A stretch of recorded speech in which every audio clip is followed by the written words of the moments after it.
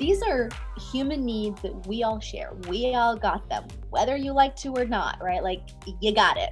You all want to feel important. You all want to feel love and connection. You all want to grow. You all want to contribute. You all want to, feel certainty and variety. All 6 human needs, we all have them. And everything that we do is a vehicle towards meeting those needs, towards having a certain feeling, right? So understanding that, that was a hard one. Hey everyone, it's Carly here and you are listening to the Made for More podcast, and I'm so excited to bring you this episode today. So this week I had the privilege of interviewing the gorgeous Valerie Santiago. Now, Valerie was actually the youngest coach to ever work with Tony Robbins. So she's been trained and coached by Tony Robbins himself, and she worked with him for over 5 years, and at the age of 23 she became the youngest coach there. She has got so much knowledge in the world of personal development and coaching and everything like that. And I just picked her brains for over an hour. I got so much out of her, and I'm so glad that I did, because every single bit was just golden. So she then went on to become, head coach and director of coaching at so many other massive companies. And I'm just so grateful that she gave me the time to be able to interview her, because like I said, this is just packed with so much valuable knowledge. And just anyone kind of venturing into the world of personal development and really wants to make the most out of it, this is going to be so useful for you, because I know that once you start into the world of personal development, you start, you step your toe into it, and then it just uncovers a whole host of all these things in your brain. You can end up in a bit of a brain fart, and actually this episode really helps with that. So I know you're going to love it too. So if you loved it, which I'm sure you will, make sure you take a screenshot, share it on your Insta stories, tag me at Carly Myers Lifestyle, and let us know what it was that you absolutely loved. And of course, if you do love this episode, go over to my Apple iTunes, leave me a 5-star review. It really does mean the world to me, and it makes such a massive difference to the success of this podcast. So I'm so excited for you to hear this podcast. I'm going to crack right on into it, because we've got so much to share with you, and I hope you enjoy. Bye.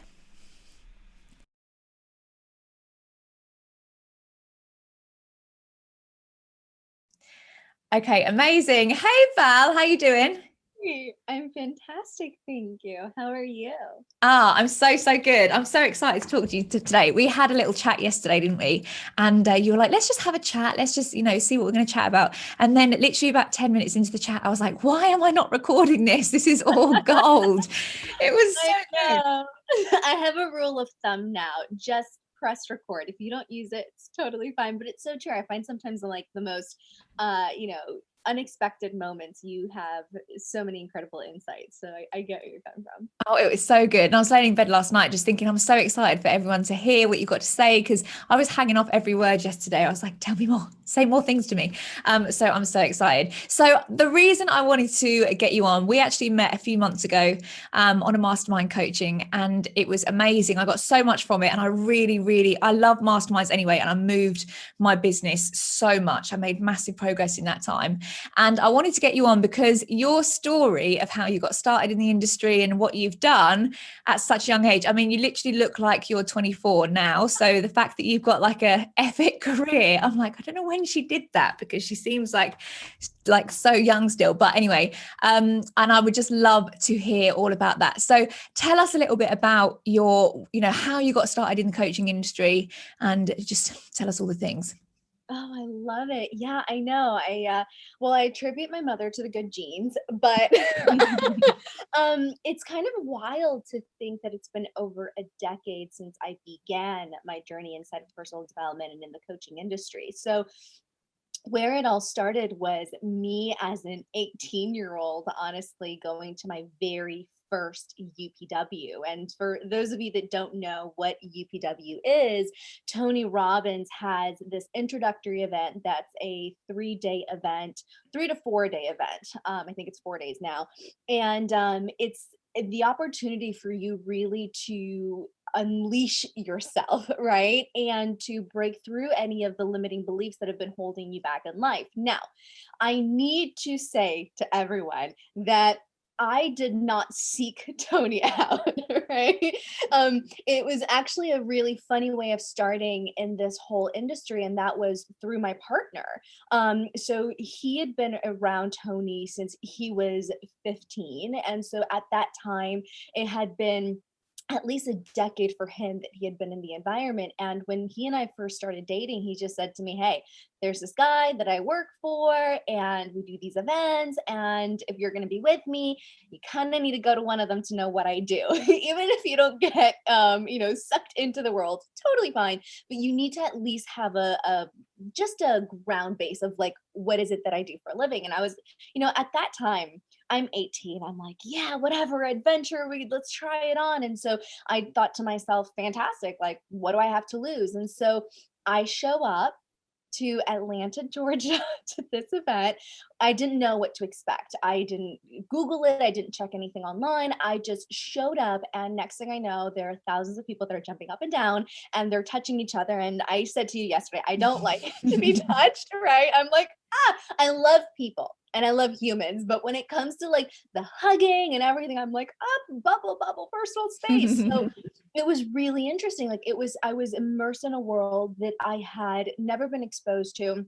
And I was very uncomfortable, right? And like Tony always says, all of your growth happens outside of your comfort zone.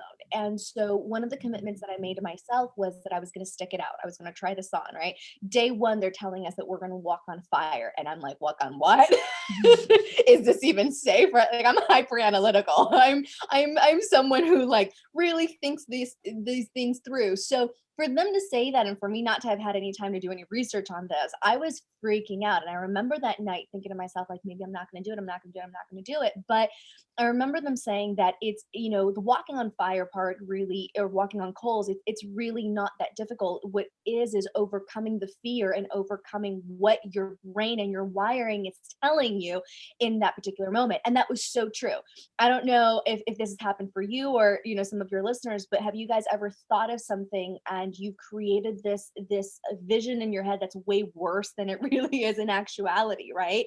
And what's funny is that I had done that. I created this vision that was way scarier than it really was in actuality. And there was another part of me that also questioned it. I was like, is this real? This could be a total, like, this is like a magic act. This is not real. Like they're telling us we're going to do this, but we're not going to really do this. And what's funny is there's a saying inside of the Robbins world, which is you always get exactly what you ask for and what you need. It's not always what you want, but it's definitely what you need. And for those of us who doubt the fire walk, we get happy souvenirs. We never say we get burned. We don't get burned. Right? You don't get burned, right? You have a souvenir. You have a learning. You have something that reminds you that goes, oh, hey, I was here, right? Or this happened to you. And so sure enough, I had a happy souvenir on the bottom of my foot and it was totally fine. Not a big deal. But I needed that, right? I needed that. And the reason why I needed that was, quite a few. And I think that you and some of your listeners might also resonate with this. And the first one was because when I was in high school, I was going through a lot myself, right? And I remember at 15, I said to myself, Val, you have one of two options. You're either going to end up dead, meaning you're going to OD or you're going to commit suicide, or if you decide to do something with your life, maybe you'll become a prostitute. I was like really going down that route, or you're going to end up really highly successful. Like you're going to beat the odds and you're going to do whatever you need to do to get ahead. And I remember having that conversation with myself and making the decision. And here's the funny thing. We do get those opportunities in our lives to make the decision. Sometimes we feel like we don't, but the reality is that we do. And I came from a past and a history of trauma, of sexual abuse. And so, there was a part of me that for a while felt like I was the circumstance of my past and my history and that I couldn't overcome it. And I remember at 15 saying like, I got to do whatever I can do to try to get ahead. And academics was my way of doing that. So when I was there at that event, I realized that there was something else that I had never been exposed to that could help me in having a completely different life. And that was powerful because I didn't need money at 18 to have a different life, right? I in whatever age you are, I just was in a position where I wasn't making a lot. There was no savings account. Like I wasn't like in any regard, ahead, so to speak. And so I really had to make conscious choices about how I changed my circumstances, right? And so when I was there, I realized that I could change it just by changing the way that I thought about myself and my life. The stories that I told myself, understanding my wiring, the way that I behaved, the vehicles that I was using to lead me to feel certain ways, right? All of this was like, right? And so in that moment, taking that first step, the fears, everything, it wasn't about the goals. It was like, are you ready to embark on this new life? Are you ready to do what others say is impossible? And so for me, that walk was that, right? And so I needed though to have a little bit of a souvenir to remind myself, right, of everything and the fact that it was real. And so that was my introduction into personal development. That was how I first started. And the moment that I got into that world, I became immersed. Like you couldn't get me out of it. At that moment, I was listening to every CD or DVD, right? I always laugh at that. Like I still have all the CDs because I just can't get rid of them. People are like, what? But yeah, I had every CD still to this day, have the CDs and the DVDs. And I just listened to everything. I read his book. I went to as many events that I could go to. And, I feel very lucky because I was fortunate that someone came into my life, my partner.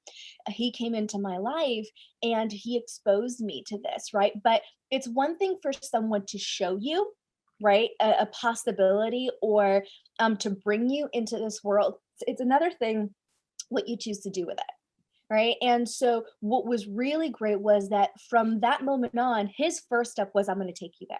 But after that, I'm not going to do anything else. Right. And in the environment, no one, like, we didn't want anyone to know that we were together. And it wasn't because it was a big thing. It was just because I wanted my own journey. I wanted to be separated from him. I wanted to go through this at my own pace. I wanted to make a name for myself without being attached to his name. And so it was actually really wonderful because I got the freedom to choose if this was for me. And so, for all of those that are listening out there, I have one ask, and that is, it is it's normal when you get into personal development for you to tell everybody about it, and especially when it comes to your spouse or your partner, for you to want your partner to go through it. Like I've had clients that go through this all the time. They're like, but I learned this and he needs to go or she needs to go.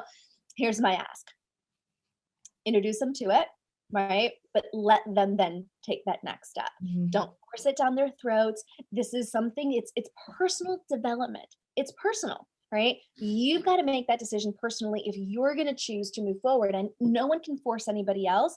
And whether it's, someone that you're close to, like a partner or spouse or a friend or a family member or someone in your downline or upline that you're trying to help support, we cannot force this on anyone.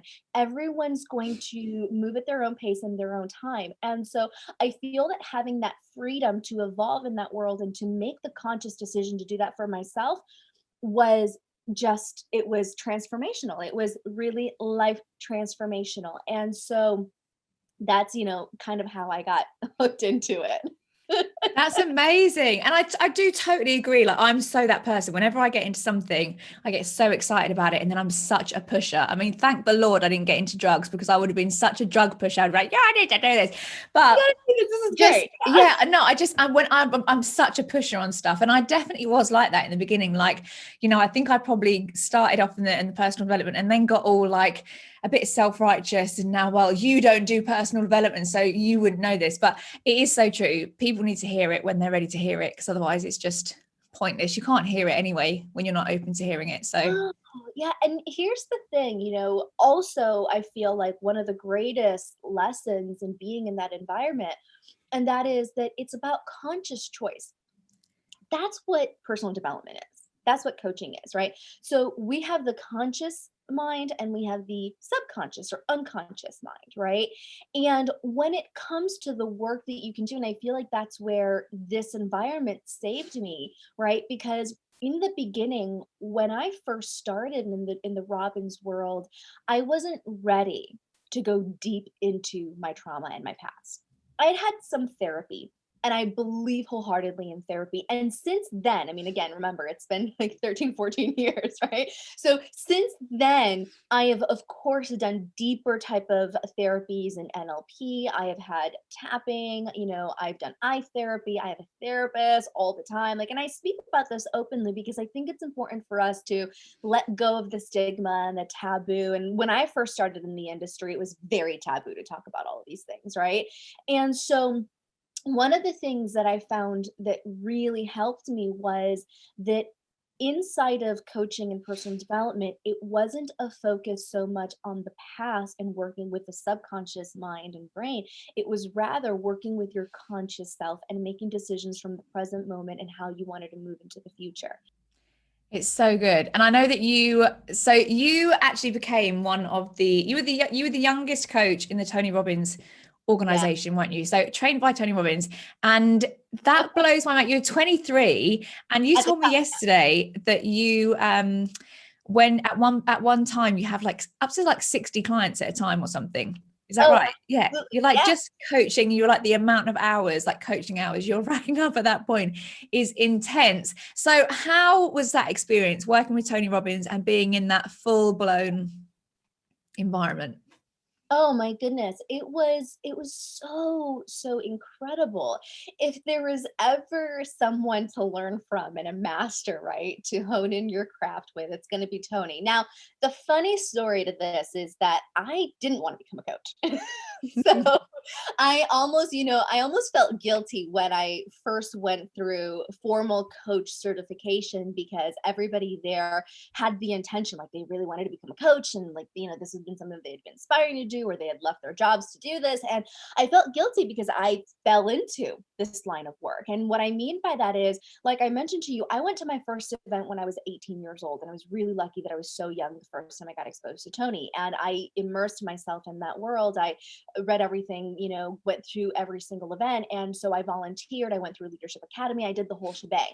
And so because of that, I was known inside of that world. And when you're in that environment, especially when you're in the leadership route, you start learning all of the behind the scenes, right? You get trained on how Tony does interventions, and you support other trainers in these events. I mean, these events have 5,000 to 10,000 people. So it's not just Tony, there's a whole collective group of people that are supporting everybody that's there. And so I had been asked a couple of times to become a coach for the company, and I said no. I was like, no, not for me, not for me. But finally, the last time that I was asked by the coaching director at the time, he was incredible, Mark Van Muser, just an incredible man. At that time, this is kind of insane to say, but there's only two coaches that could take on Spanish speaking clients, and so they needed other Spanish speaking coaches because there was no native Spanish speaker. The two coaches were Italian and Portuguese, right? And so I'm from Puerto Rico. Spanish is my first language. And so because of that, they asked, hey, would you be willing to try on, going through the coaching certification for Robbins, going through that process and seeing if this could be a fit for you? And what I want everybody to know is, kind of to your question, like, what was the experience like? I need everyone to understand something. When you decide that you want to become a Robbins coach, it doesn't just happen, right? You can't just submit a resume and based on your resume, you're going to get selected. It's actually quite an extensive process. And I love the environment. I love the organization. I love the coaching mentors and the people that have designed it this way, because that is a no joke type of environment, right? And so the way that it works is you get accepted into a class and you pay, okay? You pay to be there. You don't just go through it. You have to pay. So, and I always have loved that about Tony, that he's like, if you're going to work for me, you have to show me that you want it bad enough. You have to be committed, right? Anyone in the company that's ever gotten into a position, whether you're a sales rep or a coach, or, you've had to earn it. You've had to show up and sometimes get to home office and sit there in the parking lot until someone's willing to give you a meeting. Like, that's the hustle and the drive that you need. And so to become a coach, it was no different. And so That was hours and hours every single week for 3 months straight. There were stages, people got, nixed out of it. Like it was very intense. There was live components to it. You had to be coaching every single week. You were coaching each other. It was incredible. That alone, right? Talking about kind of what sets you apart. The training alone, that just changed everything for me, because that type of training into coaching is unlike any training that exists out there. And I've had formal training, and I believe in formal training because I think that we all need to understand how coaching works in the purest sense of the profession, and also in other modalities. But going through that type of training was very different than anything else I'd ever done before. And so that set me up to win. Once I was hired on, it changed the game for me, right? Because like you said, we would have, you could have 60 up to 95 clients at a time.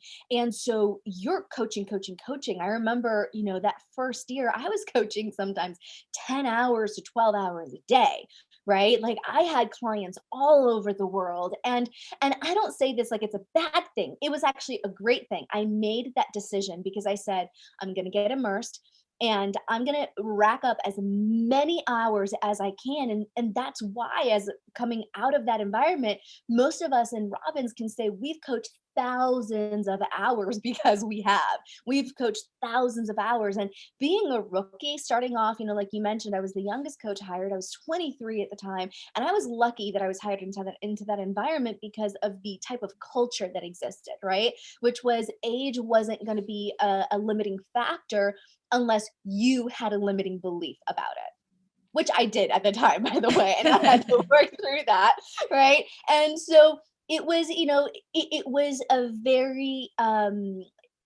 like everything I've done with Tony, it was transformative, and it molded me into the woman that I became. And I say that because prior to me joining, one of the things I just kind of subtly hinted at was I had an issue with my age, right? People look at that now and they're like, oh my God, incredible. You were 23. And today, in today's culture, it's not bizarre to be young and to have a lot of success, right? Because we see that now, especially in the digital age with social media, and how many people are able to create these 6 and 7 figure businesses before they ever even hit 30, right? And so what was interesting was that back at that time, that wasn't the case, right? Like Instagram was like just starting to kick off, and Facebook was still the thing that most people use. And I remember, I used Facebook because of college, right? Like it wasn't because it was a place for you to advertise your business. That was only after I started coaching that it started becoming a thing for businesses. And so I really struggled with my identity and with owning the fact that I was so young, especially because the first week that I got hired on, I had a transfer of a client, meaning a client came on board, and before she ever spoke to me, she transferred away to another client, to another coach, saying that, what can a 23-year-old teach me? What can she coach me on? She doesn't have life experience. She's not a mother. She can't really relate to me. Right. And that hit me. I don't know how many of you have ever heard words spoken that stick with you, right? And that you then begin to find evidence in your life for that say, yes, this is right. And so I began to look for evidence that said, you're too young, you don't have enough life experience, you can't help other people. And so in that beginning, it was funny. I came from like this full confident self, right? I graduated university at that time, and I accredit Tony to getting into my dream school, right? I got into one of the hardest schools in the country. And it was because every day I was doing Hour of Power and listening to Get the Edge and visualizing myself getting there. Like I was that type of person.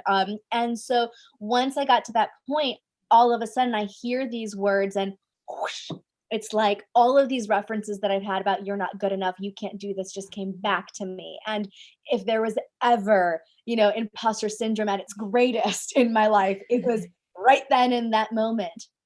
And so I share this with everyone because at that time, I was young, and you would think she's young, she's confident, she's got this. And I was doubting myself left and right at that moment, but I knew that that wasn't going to serve me and it wasn't going to serve my clients, right? And so there was only a small period of time that I could get by doing more for others than for myself until I went to one of the coaches training. Because after you do your first coach training, after that you have coaching training every single year.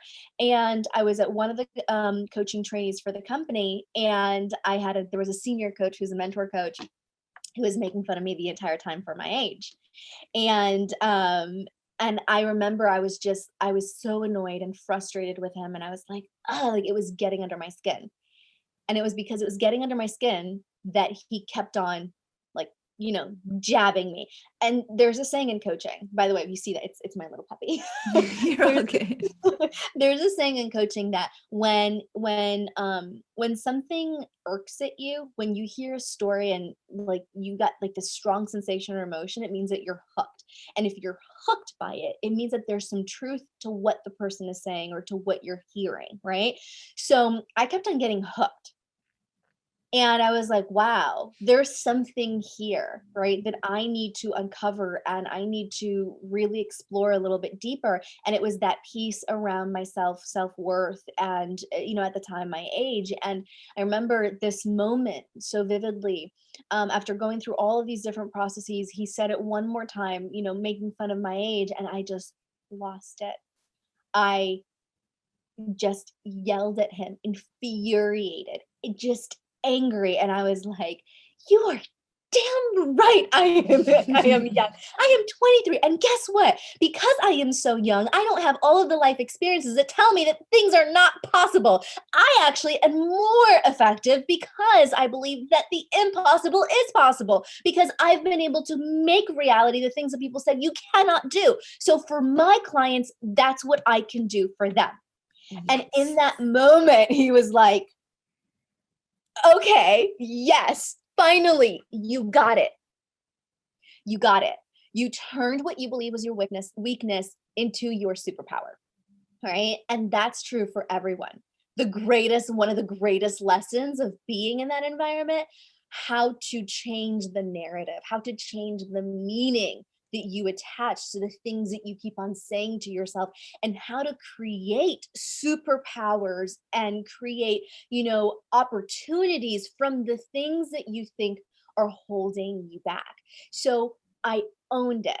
Right. And that was my first lesson on owning a part of myself, owning, not trying to be older. And like, it was funny. Like, I think back to that time trying to I dressed very professional, like trying to be older. Now I dress like I'm trying to be a child. Right. I have a love for Star Wars and Beatles. Is how I learned English. So, so again, it was like, own this thing, right? Because what you resist will persist, right? If you fight it, you're going to create an internal conflict. It's going to be even harder for you to move forward. When you own it and you embrace it, you can use it, right? Then you can actually be purposeful with it. You can do something with it.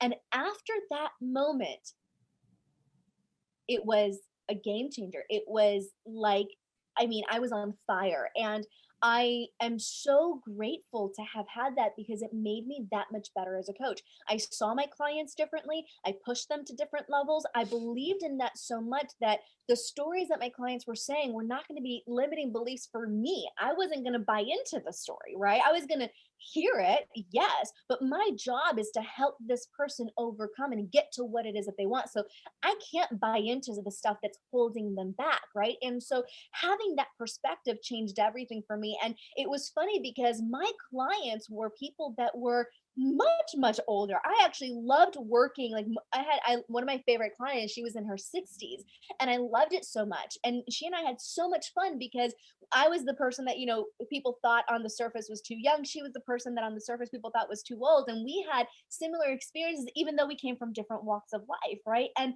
both of us were doing something that was different.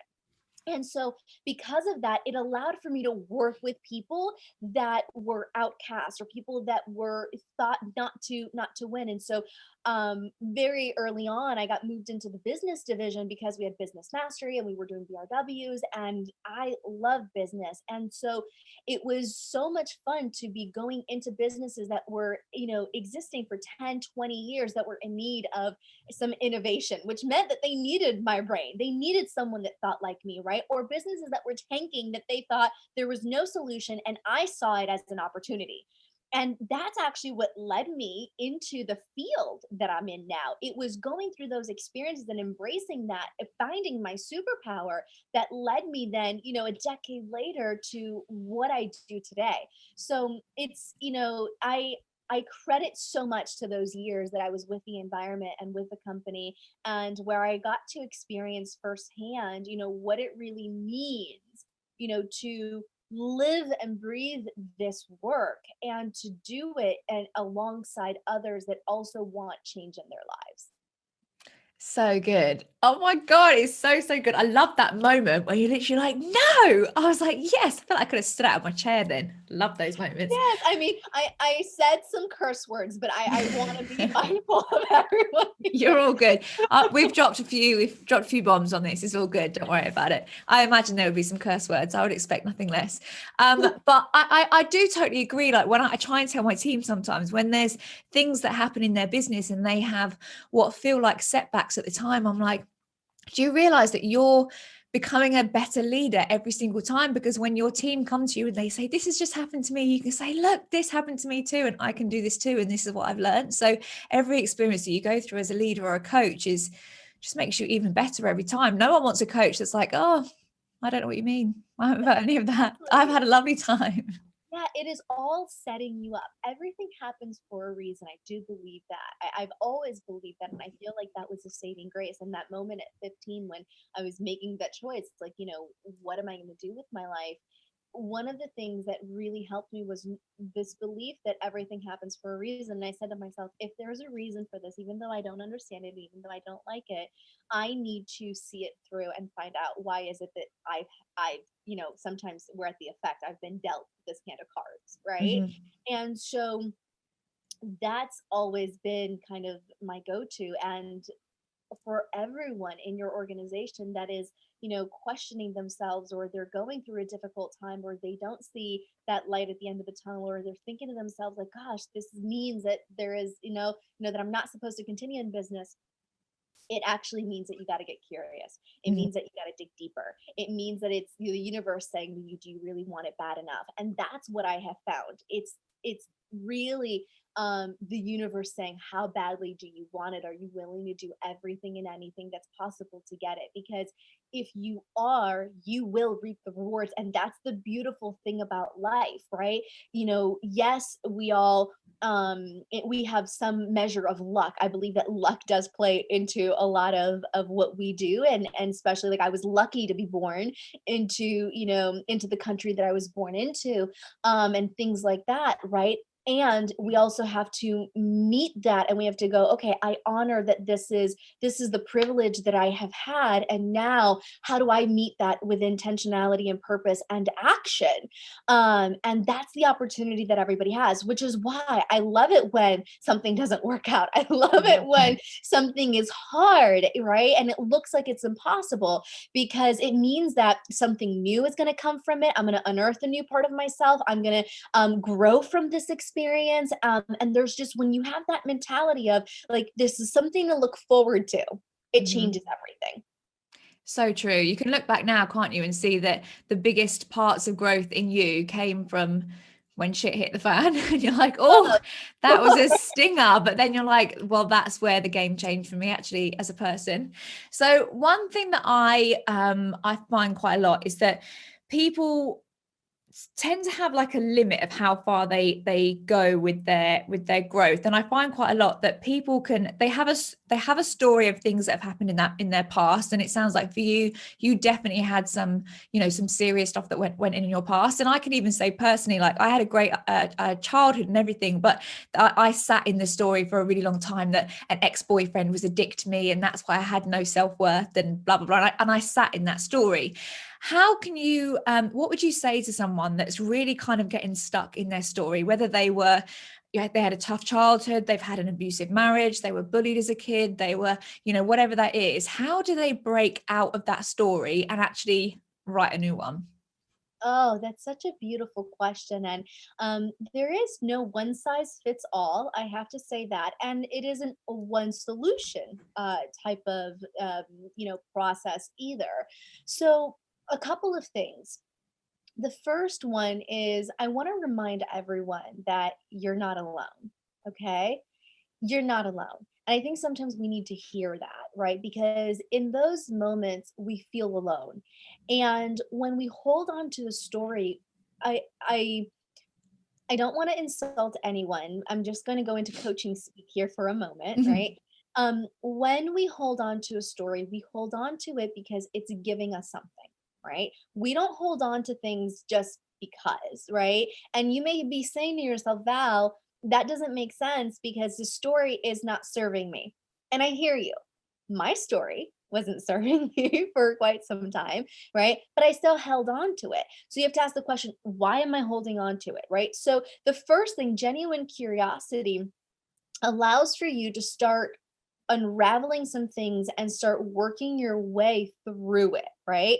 I do not like the idea, forget it and just move forward, right? Like forget about it and then I don't believe in that. I don't believe in forget it or kill your story or kill your past. Like in our environment there have been people and I've watched speakers from stage tell people just to kill off their story or forget about it and make a new decision, and I don't think that's fair, right? Because this is a part of you. And if you try to kill it off or forget it or pretend like it didn't happen, it's just going to resurface in some other way. It'll manifest in your life in some other way through physical ailments, through, in your relationships, through your work. Like it has a funny way because it's always going to come up. So I actually believe that it does need to be addressed. And so for each person, when you're stuck in your story, the first thing is, like I said, is asking for help. You don't have to do this alone. If you do it alone, like you've been inside of your head the whole time, it's only going to keep going down in a spiral, right? So when I say that you ask for help, asking for help can look very different for everyone, right? Because asking for help in the beginning for me was not physically like asking somebody something, if that makes sense. Asking for help was saying, God, universe, I need help. It was saying, I'm going to ask for help and I'm going to listen, right? Listen to these audio tapes. I'm going to ask for help and I'm going to read this book. Your mentors and the people that speak to you don't always have to be live and in person. If you open yourself up to the idea of learning and embracing and taking in help from outside sources, that's what I did first, right? And so, again, I say this because I am using me as the example because for everyone's going to be a little bit different, right? But for me, that first step was to get out of my own story. I needed to like get out of my own head for a moment, right? I needed to just like immerse myself and really start bringing other dialogues and other perspectives and other stories into my world. Why I had to do that was because if you're so fixated on yourself, it makes it really difficult for you to see any other possibilities, right? Or for you to even have empathy or understanding sometimes with your own self. So, in me reaching out, right, in that moment, I couldn't go straight to gratitude. And I have to be honest about that because some people say go to gratitude. I couldn't go straight to gratitude in that moment, right? Because I was deep into it. So I had to actually go outside of myself and physically do something. So I was in these environments, I had to read, I had to listen, I also had to help other people. Okay? I had to help other people. It's a funny thing. When when you have the opportunity to help somebody else, whether it's another child, whether it's an elderly person, it changes you. And in that time, when I was in high school, because remember, I was in high school when this all started. When I was in high school, I decided to help children. So I worked with kindergartners, I tutored, I decided to work with middle schoolers, right? I decided to put myself in environments of helping and of service, because when you put yourself in a space of service, it changes you and it makes you feel worthy again, makes you feel like you matter, even if what you're going through is painful. And trust me, every single day, I would drive in my car and all I would think about was how can I, get off the road? Like, how can I crash into something? And I just want this to be done. But what would keep me going outside of the stories that I was telling myself, what kept me going was knowing that someone was waiting for me. Someone needed my help. Right. And when I graduated high school, I started helping in nursing homes and I started helping with the elderly. That, for anybody that's listening, if you are telling yourself a story that's not serving you, that's hurting you, that's putting you in states that you feel that doesn't feel good, or you're feeling down, or you're feeling heavily depressed, or with anxiety, my ask is choose to do one thing. Like, if there was one thing from this whole podcast, just in the next 30 days, choose to do one thing for somebody else. And I know that we're in COVID time, so you can't go into the nursing home, right? We can't do certain pieces, but maybe from afar. Maybe you can get on FaceTime. Maybe you can get on Zoom. Maybe you can send something to somebody, right? Think about what can you do to lift somebody else's day and to lift their spirits. When you're of service, it changes your biochemistry and it changes you, right? And so that for me was the first thing. So my seeking help didn't mean that I was like, help coach, help therapist. My seeking help was help another human being, right? Let me help somebody else. And you may not think of it in that way, but that's really what was the first step for me. Now, going back to what I was saying, why do we tell these stories? Because we're getting something out of it. So there's secondary gain there. There's something that you're getting. Why am I telling the story over and over? Well, for me, is because, I could connect with other people that also had similar past traumas. I don't know if this has ever happened to any of you, but if I found that I was attracting people that had gone through similar circumstances as mine, right? And that's not a bad thing, right? But I say that for a reason, because I was gaining connection through my misery, right?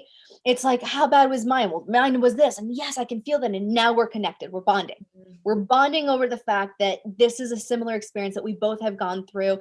And it's hard to let go of a story when you're bonding with somebody else and when you get connection. And by the way, connection is not just with other people, it's also connection with yourself. Right? Because even if I'm feeling sad, I am still connecting with myself. And I'm also meeting another need, which is significance. That need cannot be forgotten. The need for significance is the need to feel important. When you don't feel worthy, sometimes your story is what makes you feel worthy and important. My story is bigger than yours. My problem is bigger than yours, right? What I'm going through is bigger than what anybody else is going through. And so for that reason, we hold on to those stories like dear life, right? Because it is meeting those needs, which, God, is, ladies and gentlemen. Hey, I just want to interrupt the episode for 30 seconds and tell you really quickly about something so exciting that I've got coming up. So you will have heard me talk about in my episodes already that myself and the incredible Michelle Hillier, who you've heard on 2 episodes previously, have actually launched our first 14-week mastermind for coaches. So this is a really exclusive, really intensive 14-week mastermind for coaches and helping them scale their business and accelerate their business online. Now, the name of our program is Inspired Action Accelerator, because this is all about taking massive action and massively accelerating your business online. This is not an informational program, even though it's absolutely packed with information. This is a transformational program that gives you the full blueprint to take your business to the next level. We're so excited to kick it off on the 8th of March. We only have space for 20 people. So if you're listening to this, if you're a coach and you've decided that 2021 is going to be your year to massively scale your business and take your coaching business from where you are right now, perhaps you're lost, perhaps you're overwhelmed, perhaps you don't even know where to start, perhaps you're a little bit stuck, to where you want to be, then this is absolutely the program for you. So reach out to me on Instagram. You can message me at Carly Wise Lifestyle. I'll send you all the information. We'll have a chat, see if it's for you, and hopefully you will get to join us on what will be the most exciting adventure ever. Now back to the episode. Enjoy. Because to let go of something that's made you, that's you hold on to, it's made, what you believe to be your character, your identity, that's, really fed into these needs and created these feelings of belonging, right? We all want to belong, even if we belong to the pity club, or we belong to the self-sabotage club. It may not help us, it may not be good for us, but we belong to it. We feel like we belong to that group, right? And so knowing that, I was like, okay, I got to do some mental gymnastics here. Like, I have got to purposefully make some conscious decisions to help me to overcome this piece and get through it, not kill it off because it will show its ugly head, but actually work through it, right? And it wasn't going to be by telling a brand new story. And I have to say that because in coaching, I hear it a lot. Just tell a brand new story. Give yourself a new incantation. Do that, and your subconscious mind is going to say to you, BS. Mm-hmm. That's bull. Right. And it's not going to believe it. So it's actually not about that. It's about doing little things that are true to yourself that can start creating new truths inside of your life. Like what? Let's start with physiology in your body. The first thing that you can control and you can manipulate. It sounds so simple, but it actually is so important, right? And if you or anybody else has ever been in the Robbins world, we talk about physiology first, right? We talk about really having that as the foundation. So simple things like doing breath work, opening up your chest, going for a walk, right? That's where I first started. Also, I'm going to go for my walk, right? And I'm going to do something physical that feels good. It doesn't have to be rigorous. I'm not going to go from 0 to Soul Cycle. Okay, because we also do that. We set ourselves up to lose there. So no, I'm just gonna go for a walk, and it's gonna be a 15-minute walk, and it's gonna feel good. That automatically starts changing also your biochemistry. Second to that is, what are you gonna focus on? Right? What are the words that you're going to speak to yourself? What are the things that you're going to be focusing on and saying? So on that walk, I could be focusing on what's not working and what's going wrong in my life, or I can focus on the things that are great in that moment. And if I believe that nothing is great, I'm going to look outside of myself and I'm going to say, wow, the sun is shining. That is beautiful. Oh my gosh, the daisies are up. That is beautiful. I'm going to take a walk and I'm going to breathe the air and I'm going to say, I am alive. I have, at least I have my breath. I have today. Because if you're alive, you have today, right? So starting there, speaking truths. Notice I'm speaking truths. I'm not making something up. I'm not trying to go grandiose and outside of myself and say, oh my gosh, I'm the next bestseller.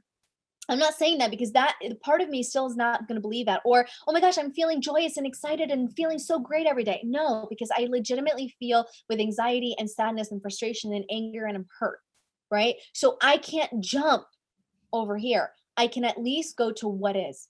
I can go to the present and to what is. What is true right now for everyone? What is true? What is true right now? What is true is that the sun is outside. What is true is that the grass is growing. What is true is that I am here sitting speaking to you, and in this moment, this is bliss, right? That's what's true. Even if an hour from now I'm not experiencing bliss, I can experience bliss or joy in a particular moment, right? I can say for these 30 seconds, I'm going to breathe in goodness into my lungs, right? So that is what's true. And as you build on that, you create those references, stack them, stack those truths one on top of the other. When you stack enough truths, you begin to change your way of thinking, right? As you change the way of thinking, you change the meanings that you create, you change the questions that you ask yourself, you change the stories that you tell yourself. But that happens gradually through experiences, through the truths. And you have to give yourself those experiences, right? You have to actually purposely give them to yourself. And that's where the hard piece lies. To change I your love story. that. I love the idea of not going 0 to 100 and just being like, yeah, just tell yourself something, because you are so true. Like it is so true that your subconscious is literally like, no, I don't believe what you're saying, and neither do you. Exactly. I mean, and I think everyone needs to hear that, because so often inside of the personal development world, like we sometimes do get a very bad rep about being like all like, ah, rah, rah, rah, rah, rah, right? And it's like, no, we have moments of that, right? But all of us go through hardships. All of us go through pain and sorrow. We all go through these intense emotions, and we've all, at least I can say, I've experienced depression, I've experienced joy, I've experienced sadness and frustration and anger and boiling anger, right? And I've also experienced peace and calm and serenity and bliss. And so to think that everything is just one moment and or one whole moment, meaning it's going to be like that forever, that's an illusion. And I find that that's also been something that has helped me so much. I don't make it wrong. I don't make it wrong to go into those states sometimes. And I think that that was also something that I had to work out for myself, because when I was in the environment for so long, you choose your states. Well, things happen, right? You choose, what you choose is how long you stay in them. And that was the big distinction for me. You're not choosing it. You're not choosing sometimes. Like the greatest example is you walk into the door and you stub your toe. It hurts, right? We're not going to pretend that it doesn't hurt. We're not going to pretend that you didn't stub your toe. Like that would be if you were like, I didn't really stub my toe, it doesn't really hurt. Like, yeah, no, it hurts. There's a physical, like there is no getting around that hurt. But the thing that we have conscious choice, where our work really lies, is how long do we stay in that pain and that hurt? Do I say for the rest of the day, oh, my day is ruined now that I stubbed my toe. I can't do anything else with my day now that I stubbed my toe. I'm in pain. I'm going to stay in my pain. I'm going to stay in the hurt all day long because I stubbed my toe, right? And it hurts. So I'm going to stay there. That's my choice, right? That is my choice. And so when you're in this work, it's about really what you're working on is the time, right? Spending less time in a state that's not serving you. It's not about eliminating it. It's about spending less time in it. And by the way, sometimes it means you spend 5 minutes in it. Sometimes it means you spend 5 hours, 5 days, right? It depends. For all of us, it's going to be different. Sometimes I've been months in a particular state, but I know that it's not permanent. And I want everybody to hear that. It is not permanent unless you choose it, because you're choosing to stay in that permanently. Okay? It is a choice, because it vacillates, it changes. And so in those moments where I felt myself at my darkest, or I felt myself controlled by my story, I also recognized that I wasn't there 100% of the time. There were moments of either just neutrality, right? Or there were moments of like something made me laugh, even if it was just for a moment. I could be there, and that was always a light that said, "This isn't going to be like this forever," And it was true, unless I wanted it to be forever, right? But that was my choice. So yeah. Ah, so good. I love everything about that. So if someone's listening to this now and they're thinking, right, okay, it's time to face it. I need to like do the deep work. I need to go through this story and figure this out. How does someone do that without ending up in a personal development spiral? Because what I see a lot is that people enter into the world of personal development and then they're like, oh my God, this is life-changing, which it is. And it has changed everything for me. And then they get so immersed in it that actually they end up kind of like in a bit of a hole. And what started out as like a really positive journey ends up in them just completely tearing themselves apart, dissecting themselves, and they're just kind of stuck in this personal development rabbit hole. How do we stop the rabbit hole? Too much of a good thing can actually be bad for you sometimes, right? And so you have to make some conscious choices. I keep on using that word of choice and consciousness, right? Because it really is. And so my recommendation is when you find yourself in a spiral like that, that is when you should reach out to a coach or a therapist or somebody that can at least help guide you and walk you, and who understands, right? Who understands everything that's happening behind the scenes, because there are things that you can't tell for yourself that you're going through that somebody else can, and they can help you with that, right? So seek someone out at that moment, right? Because you want to be able to come out of it in a powerful way. I also will say, sometimes you just need to pause, like kind of remove yourself for a second, right? And so that's also conscious choice. There were moments when I was like, okay, did that, need a moment. Right? And here's the thing. it's a lifelong journey for all of us, right? Because we're human beings. And one of the truths of every human being is that for most of us, growth is it's an essential need. We call that a need of the spirit. There's a phrase that I learned from Tony, which is, if you're not growing, you're dying, right?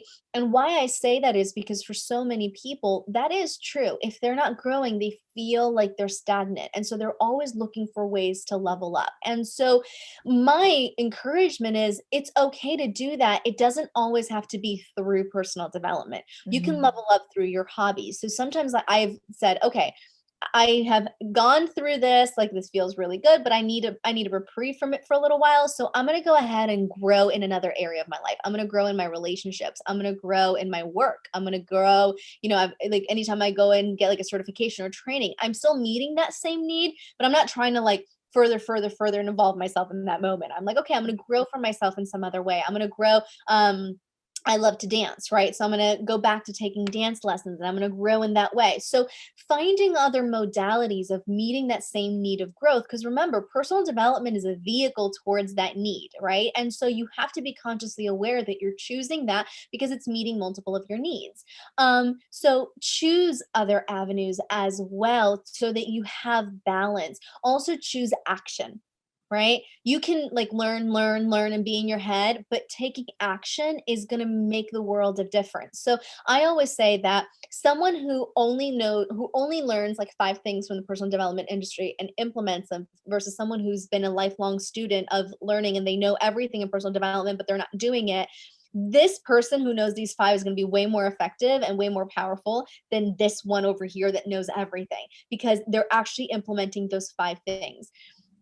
When you're in your personal development journey, go through it, learn that one piece, and then try it on, right? So if you learned about incantations, do that. If you're in your mantra stages, or you're visualizing, if you're whatever it is that you're doing in that moment that you're learning in your personal development journey, go through that, right? Embrace that piece and then master it. Don't stay at the novice level, master it. Keep doing it. It's why Tony is so fantastic. It's why, those of us that went through that training, I'm not trying to brag, but the reason why we have our skill set is because of mastery. We did the same thing over and over and over and over and over and over again, right? And so that's true for all of us. So, take a pause, take a moment.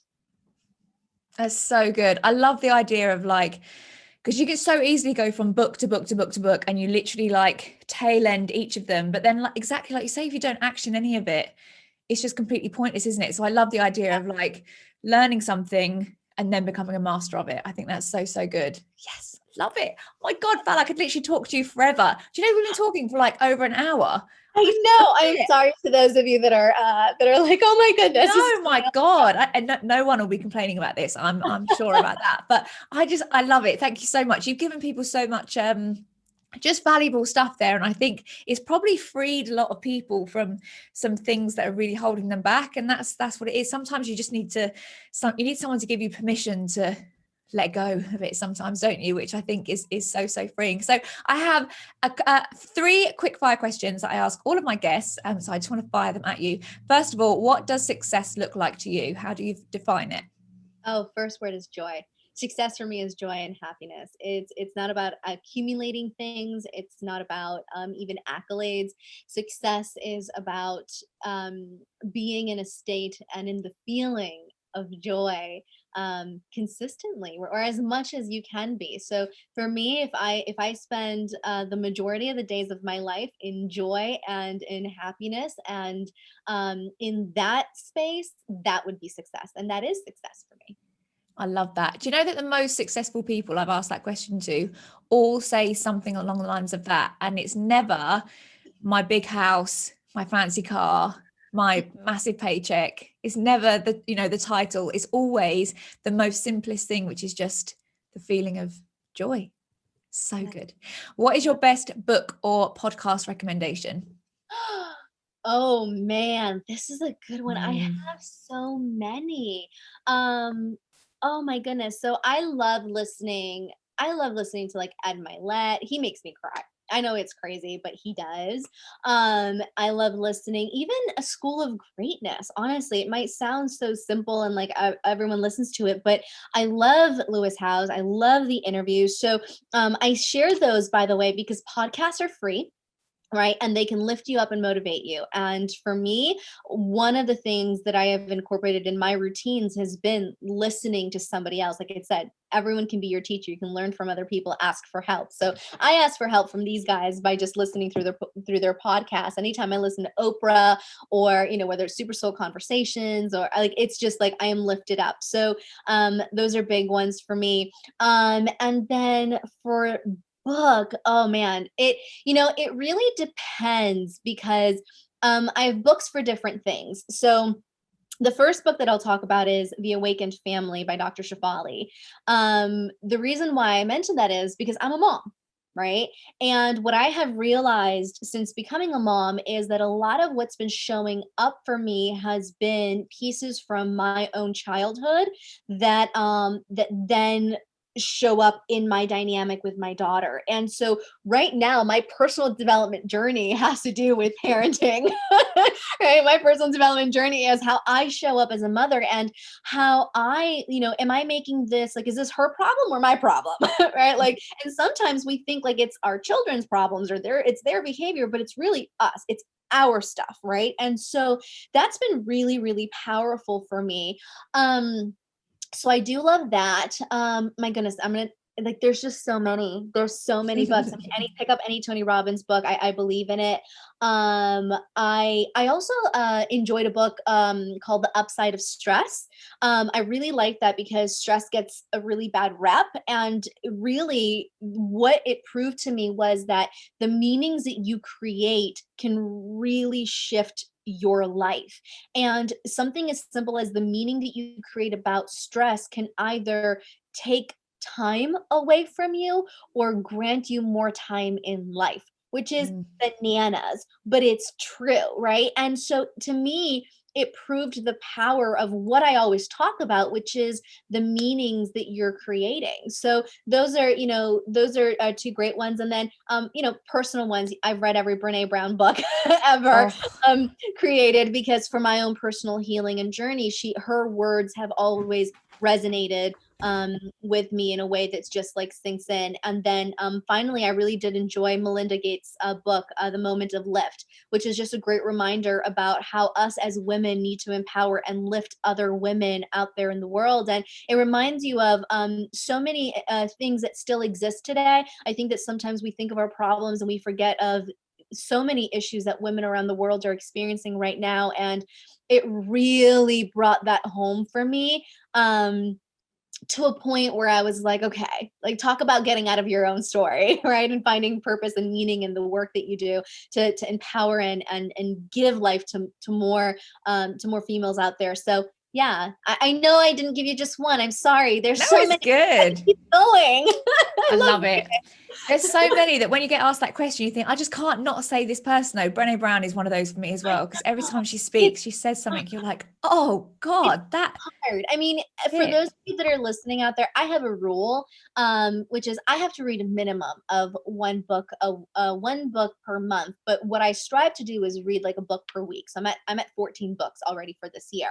So I read a lot. So it's like hard, for me to choose, but I find that it's one of the greatest investments that you can make. You're reading the work of people who've spent decades of their lives, right? Focus on this one subject matter and you're learning from them. So yeah. And for those of you that are ever afraid of doing the thing that you should be doing, then read Five Regrets of the Dying, because if there's ever something that can push you forward, is remembering that when you're at the end of your life, none of the things that you said to yourself right now actually matter. You're going to be taking with you the memories that you created, the things that you did, or the regrets of what you didn't do. So trust me, it's not worth it to be at your deathbed hoping that you had done something different. Just freaking go for it now.